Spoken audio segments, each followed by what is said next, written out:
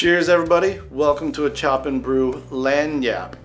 If you're watching this video, chances are you just watched the episode Chop and Brew 54 about Svagdricka, and you're here to hear more from our friend, Swedish homebrewer and craft brewer, Mikael Holmlund.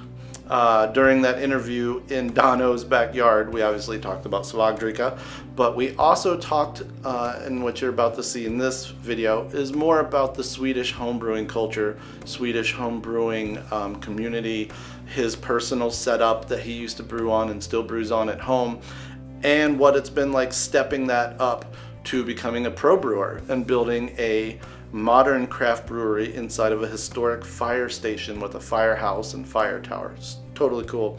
He also dropped some extra tips and techniques to perfect that Svagdricka from his research and historical perspective. So big shout out to Mikael. It's been super cool getting to know this guy over the last 6 years. He was a BTV fan, Chop and Brew fan. He's been to the Twin Cities a couple times. He always brings beer over. We send him back with beer. Hopefully next time we'll get that brew session in. So enjoy this lanyap. Chop for chop, brew for brew, editing floor for editing floor. So what's going on, everybody? We're here in Don Osborne's backyard. Dono's inside fretting and foiling over a brew. I am here with Mikael Holmlund from Bergslagens Brygghus from Dalarna, Sweden. Yeah. He left that out. You act like everybody knows where. Oh yeah, it's just a little south. Yeah, of course. And he's a home brewer and a craft brewer from Sweden. He's a fan of Brewing TV back in the day and Chop and Brew these days. He visits Minneapolis every 3 years or so, and we had big intentions of doing a brew day with him, but it's boiled down to drinking a lot of beer and watching Don Osborne brew and sweat in his basement. So I wanted to step outside real quick, talk with him real quick, and he's going to kind of influence us on an indigenous Swedish beer that we're hoping to brew later in the year. But first and foremost, tell me about home brewing in Sweden, what that's like, and kind of getting into the craft beer side. I think homebrewing in Sweden is really taking off, and people are, like here in the States, really liking it. And so we see more and more people getting into homebrewing, and I've never actually been in a homebrewing club because I haven't had the time. But I hear a lot about people brewing and meet a lot of homebrewers now and then, and it's just like in the States when it comes to the craft brewing industry. We see a really big explosion now of breweries coming and starting, and a couple of years ago they made it much more easier to start a brewery. They cut down on the paperwork, so it's basically like 3 licenses that you have to have, and it's not that much work. Yeah. Actually, the paper side at least. So now we're here and we've just started our brewery, and we started selling our beer now in May. So just on a really small scale, but it's been fun. Tell me about your home brewery, your home side. Yeah, I try to brew every other week, and I started out with brewing the bag because I was watching Brewing TV. Of course. Yes, and that's how I actually got started. And then I'm a gear. I want to have a lot of stuff, so I started making a brewmeister. And since one of my partners at the brewery, he's a welder, and one is an electrician, so I got some help and set up a brewmeister. So I usually brew in my kitchen. It's an electronic setup. Yeah. Inside, and it didn't take you long to figure out you were going to want to craft brew, pro brew, commercial brew, and you guys found a very interesting location. Yeah, I live in Stockholm, just south of Stockholm, but the brewery is in Dalarna, in Smedjebacken. We actually got to rent a really nice old fire station that's turned 100 years last year. So, and it has the hose tower and everything like that. So we've been renovating that for the last year, and we were finished in March, I think. Then we started brewing.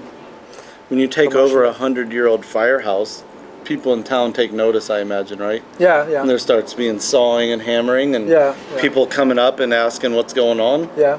Yeah. Yeah. So it's been a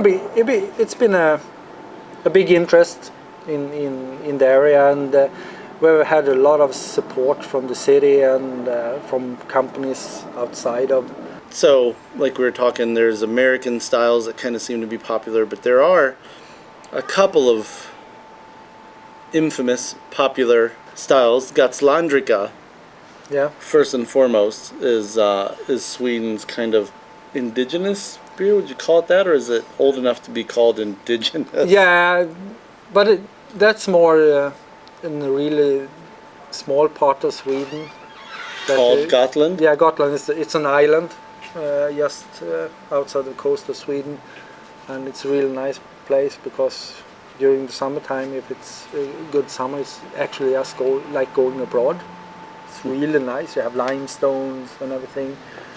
So it used to be a really old coral reef before, so it's a really nice place. But I haven't looked that hard, but I don't think I have found it outside of Gotland. Yeah. Yeah, so it's kind of local thing. I've tried it. Other than times. where magazines are telling people how to make it here with juniper and. No. So it's not actually something that most people would drink. Yeah. And Svagdricka is also something that's, I think it's a reminiscence from the old days, and some people buy it, and it has to be enough people buying it, of course, because otherwise they wouldn't have it in the local grocery stores and stuff like that. But it's not something that everybody drinks. So when you're making a Svagdricka, are there any tips beyond the basic specs of a recipe that you'll include and will include below the episode? Is there any advice from either the people that you've talked to that know the historical or the commercial side, or even your experience from the homebrewer side? Is it pretty straightforward, like kind of mild, like you said? Yeah, you mash really high. Mash real high? Yeah. Like 150s in America? I think it would mash like, I want to talk centigrades, Okay. Celsius. I think it would mash like 72 centigrades Celsius. When I made it according to the real old recipe, and then in 3 different occasions, I added boiling water, and I ended up having it ended up at 83 Celsius. So it ended up really, really high. It's even higher than you would mash out. Yeah. But you don't want it to dry out because it's already so low alcohol. If you dried it out, it's just going to be like. Yeah, water. Yeah. Yeah. So I think it will be fine if you just mash it like 72 Celsius. I don't know really what that's in Fahrenheit. You have to convert. Me neither. But so We'll look it up on Google. Yeah, but it's not that far from mashing out, and I think you would be fine just doing that for an hour or even less, because when you have the really high temp, the conversion goes much faster. So maybe for half an hour. What kind of hops? You said lager yeast, but what kind of hops? I used I think I used the Hallertau. Okay. The German hops. Yeah, I've seen German, and then I've seen because English hops. That's the one, I think, if we look back historically in Sweden, at one point, I think it was like in the 15th century or something like that, there was a German king who actually ruled Sweden, and he made it so every farm owner had to have put aside like 10 to 15% of their land to grow hops. So I would imagine it would be some more like German kind of. Makes sense to me. Mm-hmm. I don't know if it's. No, because that's what was brought in. That makes complete sense instead of an English hop. Yeah. Where someone may be assuming English just because you're kind of talking upper European. Yeah. But yeah, if you've got a more direct link to history where somebody was bringing in a certain product like a hop Yeah. And I mean, it's such a tiny amount anyway that you use. So Yeah, so I mean, Northern you will Brewer, just- Hallertau. yeah, you will just be fine with just. So if you're trying to be like modernly tied to that historical way, ferment it for a day or two and then put it in secondary is kind of what you're saying? Yeah. And expect it to ferment a little more in secondary? Yeah, or yeah. should it? Yeah, oh, really? it did for The me. idea is to just get it off of that huge body. Yeah, so you just transfer it over to secondary.